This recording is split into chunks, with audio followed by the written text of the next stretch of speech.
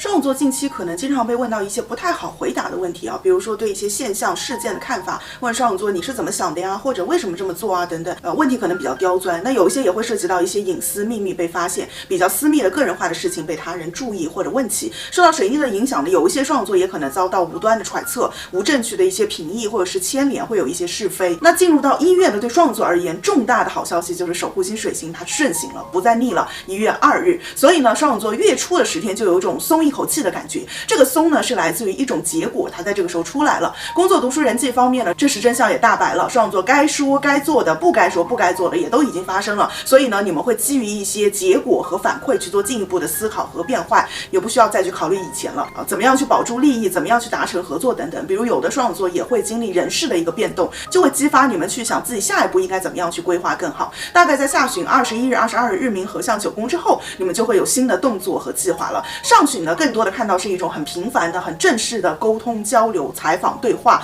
可能有的双子座会有比较重要的这种合作啊、会议啊、考试啊、课程啊、项目啊、投某资啊等等正在接洽和在谈。因为每个双子座自己的星盘是不同的，星座它只是一个大方向，不对应个人，所以有的可能正好被困难相位行运到了双子座呢，在12月末到1月上旬也容易经历一些危机。那处理的好呢，可以翻盘翻案，转败为胜，扭转口碑。但如果很急躁的、很随意的去处理的话，带来的负面影响也会是比较大的。所以呢，上旬呢也提醒所有的双子座，各类的关系和任务呢，处理起来要稳一点，耐心的多去周旋，要多说明、多解释。不管别人听不听的，你们的立场都是要表明出来的。北交点在11宫，太阳、水星的陆陆续续都是跨越过了下降点，代表人在这个时候会成就双子座，成也萧何，败也萧何，不轻易的去放弃，就能在关键的时候获得必要的帮助。别忘了，代表幸运和福报的木星呢，现在是在双子座星盘的12宫。它在12月底也顺行了，所以双子座你们接下来会感觉啊，当你需要一些帮助的时候，你就是会有一些力量，它在帮你，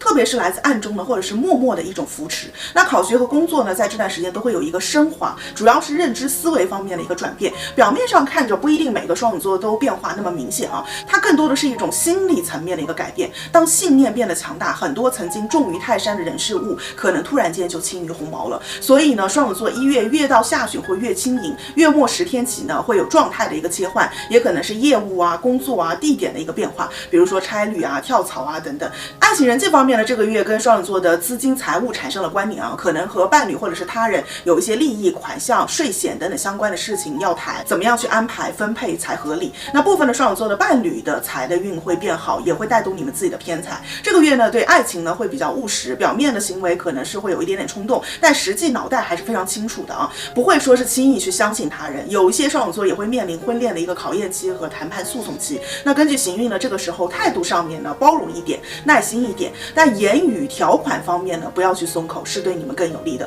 单身的双子座可能也会有人引荐给你们新人认识啊，类似于相亲啊这种。不过你们会考虑这个人实际能给自己带来什么。本来双子座就是一个很聪明的星座，那经过这么多的事情，你们在爱情的抉择当中呢，也会变得更加的聪明，不会随意的去选择一个人。那整体呢，这个月各项发展还是比较缓慢的，有一些事情的进一步的结果会要等到1月25日以后到2月19日期间，会有实质转变的一些契机，可以留心一下。那么美容健康方面呢，大方向8日以后都是可以去做的，但如果是动刀的那种的话，提前身体要整个去查一遍，按照流程，这一步千万不要去省。那这个月有的双子座呢也会安排术类啊、体个检啊，也是比较合适的时间。那整体身体呢，注意一下肿胀，还有发炎上火、头部肌肉，还有突然的这种流血，就别磕了碰了，保护好自己。那生殖系统像女生的话，如果有条件也可以稍微去调理一下。那祝所有的双子座1月福生偷得半日闲，怡然自得，恢复元气，好运啦！我是爱大范老师，用星座和心理学一起更好的把握生活。我们下期见，拜拜。